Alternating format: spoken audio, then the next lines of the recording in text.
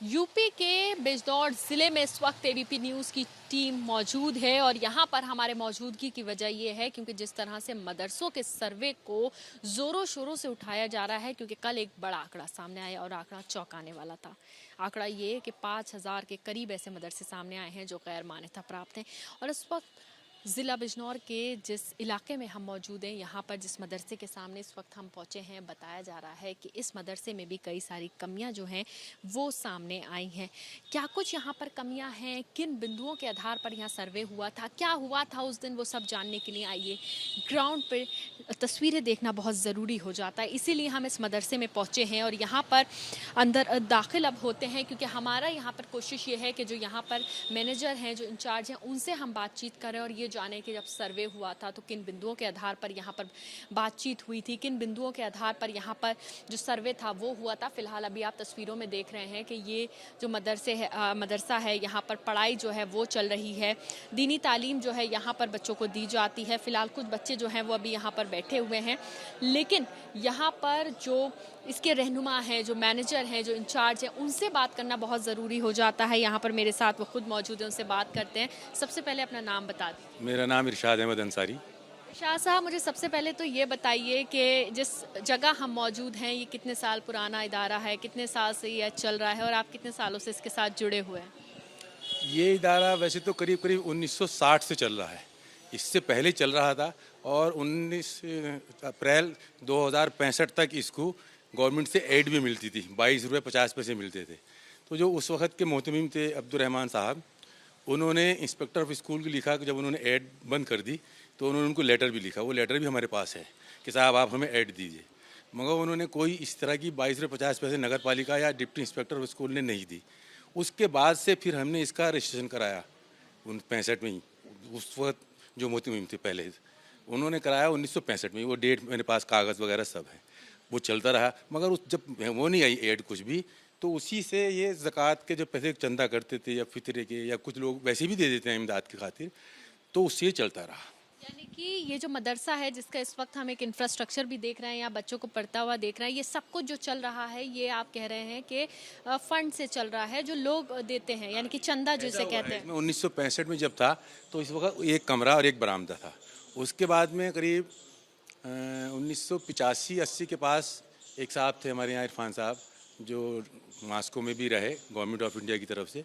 उनकी डेथ होने के बाद में उनका पैसा था, उन्होंने ये कमरा बनवाया था अपने पैसे से, यहाँ पर बनवाया। तो ये भी कमरा जब से चला आ रहा है।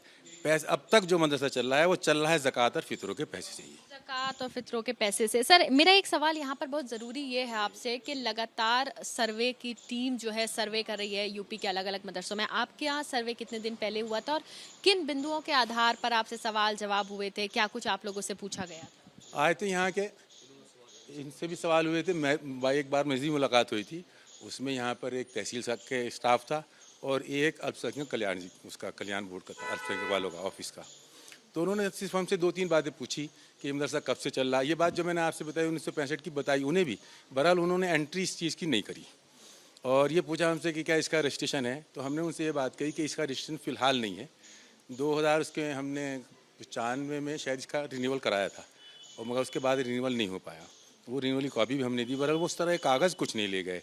उन्होंने सिर्फ ये लिखा कि आज की डेट में इसका रजिस्ट्रेशन नहीं है और आगे जो भी कोई कार्रवाई होगी वो करी उन्होंने। यानी कि मौजूदा वक्त में एक कमी, बड़ी कमी जो है वो सामने निकल के आ रही है, तो आगे के लिए क्या सोचा है फिर आप लोगों ने? जो कमी है उसको किस तरह से दुरुस्त आप लोग करें? नहीं, अगर कमी जो आज की डेट में गवर्नमेंट सर्वे करा रही है, वो जो भी कुछ उनके माइंड में है, ये कहाँ से आ रहा है, कहाँ से फंडिंग नहीं हो रही, इस बारे में वो सर्वे करें। हमारा चंदे से हो रहा है और यदि गवर्नमेंट इसके अंदर कोई इम्प्रूवमेंट चाहती है, या जैसे आज तक हम चंदे चला रहे हैं, बच्चे गरीब भी पढ़ते हैं और भी पढ़ते हैं, तो हमें गाइड करें, हम उसके लिए एक्सेप्ट करेंगे। हमारे पास बिल्डिंग भी है, जो भी कुछ है, किसी तरह की भी कमी अगर वो महसूस करते हैं। आज तक हमारा रजिस्ट्रेशन वगैरह है नहीं, कोई मॉडिफिकेशन करना चाहते हैं, कोई अपना आज की जो लिटरेचर है उसको और इसमें लगाना चाहते हैं, तो वो बताएं। मगर उसके साथ साथ हम ये ज़रूर चाहेंगे कि हमारे मदरसों के अंदर दीनी तालीम को तरजीह भी दी जाए। फर्स्ट प्रायोरिटी ये रहेगी। सेकंड प्रायोरिटी पे गवर्नमेंट जो भी चाहे इसके अंदर एंट्री करने के लिए हम एक्सेप्ट करेंगे उसको। सर, मैं चाहूँगी एक बार तस्वीर दिखाई जाए कि ये इंफ्रास्ट्रक्चर काफ़ी अच्छा है। हम देख रहे हैं कि ऊपर भी एक मंजिल बनी हुई है। ऊपर क्लासरूम्स है या क्या कुछ है सर? क्लासरूम भी है और बच्चों के रहने का भी है। एक में क्लास चलती है और बाद में जो बच्चे यहाँ रहते हैं वो वहाँ पे निफ्ट होते हैं। कितने बच्चे यहाँ रहते हैं और मुस्तकिल मतलब जो टोटल नंबर है जो बच्चे यहाँ पढ़ते हैं उनका? हैं? नहीं, कुल नहीं बच्चे जो जी जी, बच्चे रेजिडेंस में जो यहाँ रहते हैं बच्चे यहाँ पर रहते हैं, जो हॉस्टलर्स हैं, वो कितने हैं? 35 बच्चे हैं इस वक्त।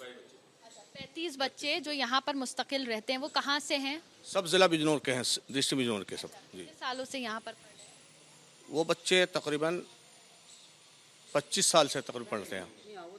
अब जो बच्चे नहीं जो अब बच्चे हैं अच्छा कुल जो बच्चे ऐसा होता है वो एडमिशन लेते हैं, कोई हिफ्स के लिए आए, कोई नादरे के लिए आए, वो 2 साल भी रहे, 3 साल भी रहे, उनकी यहाँ की हिफ्स की तालीम पूरी हुई, वो चले गए, फिर दूसरे बच्चों का एडमिशन हो गया।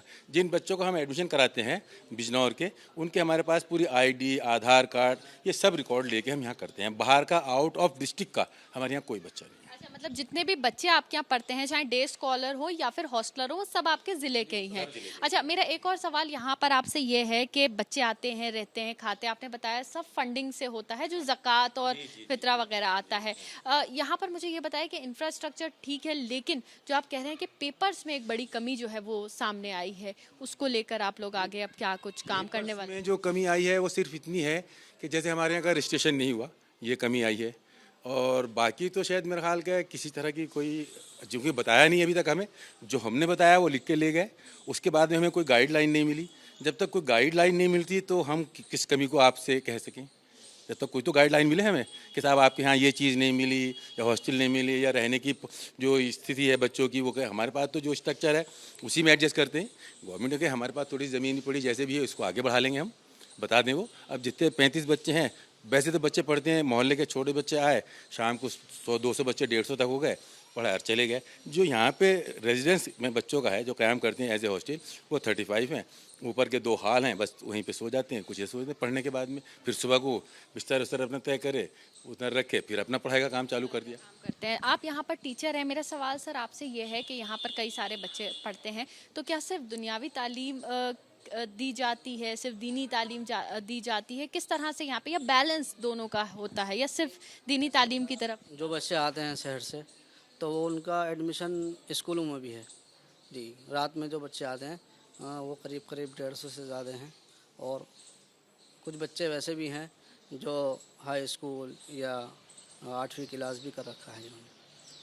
यानी कि कुछ ऐसे बच्चे आपके यहाँ आते हैं जो सुबह में स्कूल पढ़ के आते हैं, शाम में यहाँ आते हैं? कलाम पाक पढ़ते हैं जी, ऐसा भी है। जो बच्चे वहाँ पढ़ रहे हैं अपना दिन की तालीम कॉलेज के अंदर, और शाम को अपने दीन से संबंधित कोई चीज़ सीखते हैं, पढ़ते हैं, और शाम को यहाँ आ जाते हैं, वो अपने घर चले जाते हैं। आपको लगता है कि इस तरह के इदारों में दुनियावी तालीम को भी मजबूती से एक जगह मिलनी चाहिए? हाँ बिल्कुल मिलनी चाहिए, मगर गवर्नमेंट हमें अच्छी बात है, ये बच्चे जो इधर देर से आ रहे हैं वो सब चीज़ यहीं से चलने लगे, बहुत बढ़िया बात है। भाई उसके लिए फ़ंड की भी ज़रूरत पड़ेगी, उसके लिए बिल्डिंग की भी ज़रूरत पड़ेगी, उसके लिए टीचर्स की भी ज़रूरत पड़ेगी। अब जैसे मैंने बताया अप्रैल 1965 तक हमें 22 रुपये मिलते थे, उस वक्त 22 रुपये 50 पैसे भी गवर्नमेंट से बहुत थे। बस टीचरों की तनख्वाही 15-20 रुपये थी, तो वो कर लेते कवर। अब उसके बाद वो भी बंद कर दिया गया। उस वक्त इस मकतब फैज़ुल इस्लाम के अंदर, मैं खुद पढ़ा हूँ, इसमें आपको बता दूँ, उर्दू के साथ साथ मैथ, उर्दू, हिंदी सब पढ़ाई जाती थी, वो बंद हो गया, वो सब चीज़ें भी बंद हो गई, मास्टर चले गए। अब सिर्फ यहाँ पर दीनी तालीम जो है वो दी जाती है? जी, अच्छा, यहाँ पे इंग्लिश, हिंदी, साइंस ये सब नहीं पढ़ाया जाता? वो फ़िलहाल नहीं है। सर, मेरा एक सवाल आपसे यह है कि मैं ओवरऑल सर्वे पे आपसे कमेंट चाहूँगी, क्योंकि यूपी में जिस तरह से सर्वे चल रहा है, कल एक आंकड़ा आया, उसमें ज़िला बिजनौर में एक बहुत चौंकाने वाला आंकड़ा आया कि पूरे यूपी में तो तकरीबन 5,000 के करीब ऐसे मदरसे सामने आए जो गैर मान्यता प्राप्त हैं, तो वहीं 450 के करीब आपके ज़िले से हैं। कहीं ना कहीं कुछ ना कुछ कमी है, कहीं डॉक्यूमेंटेशन की कमी है, कहीं इंफ्रास्ट्रक्चर की होगी, कहीं फंडिंग को लेकर कुछ डाउट होगा, इसी वजह से शायद उनको इस कैटेगरी में रखा गया है। क्या कहेंगे इस पे, क्या होना चाहिए? थोड़ी सी कभी कभी ऐसी भी दिक्कतें हो जाती हैं। अब लोकल पे ये मदरसा चल रहा है, कुछ कमेटी नहीं बनी, कुछ कमेटी के लोग किसी से इत्तेफाक नहीं रखते, नहीं हो पाया। जैसे मेरे मदरसे का है, कभी कभी कमेटी बनी मगर कुछ लोग कहने लगे साहब नहीं, कम कर लो, बढ़ती कर लो, तो रजिस्ट्रेशन नहीं हो पाया। अब दूसरे मदरसों की क्या कमी है, मेरा तो रिन्यूअल की बात है। रिन्यूअल पे एक दफ़े हमने डाला तो उन्होंने कहा कि आपको 25 साल का रिकॉर्ड भी लाइए, तो थोड़ी बहुत ये बात रही, मगर उनको रिकॉर्ड भी दिया तो कुछ कमी आई होंगी ज़रूर। तो हम वैसे कमी तो हम अपनी मानेंगे कि हम इसको उस वक्त दूर नहीं कर पाए, जो आज ही हमारे सामने प्रॉब्लम आई कि हमने 20-22 साल से इसको रिन्यूअल नहीं कराया। अब हम इसकी प्रक्रिया इंशाल्लाह पूरी करेंगे ज़रूर। बात करने के लिए तो आप देखिए कि इस तरह से भी कुछ इदारे हैं जो हैं तो काफ़ी पुराने, लेकिन कहीं ना कहीं उसमें कुछ कमी है, जिसको लेकर जो इंचार्ज हैं, जो मैनेजर हैं इदारे के, उनका साफ तौर से कहना है कि वो आगे जो कमियां हैं उसको दुरुस्त करने का पूरा प्रयास करेंगे। कैमरा पर्सन अजय तिवारी के साथ मदीहा खान, ABP न्यूज़, बिजनौर।